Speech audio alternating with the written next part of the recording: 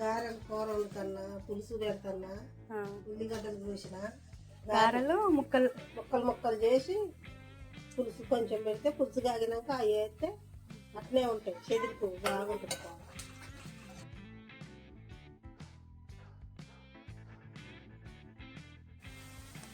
కరివేపాకు, పచ్చిమిర్చి, పుదీనా, కొత్తిమీర వేసి వేయాలి. అట్లా ఇలా కలుపుకోవాలి. కలుపుకుంటే మంచిగా మగ్గుతుంది.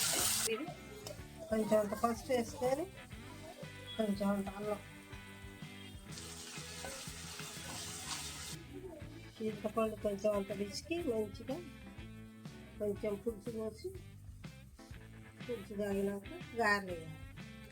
గైస్ ఇప్పుడు చింతపండు పులుసు వేసుకోవాలి. తర్వాత 2 స్పూన్స్ కారం, 1 స్పూన్ ఉప్పు వేసుకోవాలి. మూత పెట్టి ఒక 5 మినిట్స్ వరకు మంచిగా మరగనివ్వాలి. మరిగిన తర్వాత గారెలు వేసుకోవాలి. గారెలు వేసాక ఊరికి కలపొద్దు, నార్మల్గా కలపనట్టు ఒకసారి కలిపితే చాలు.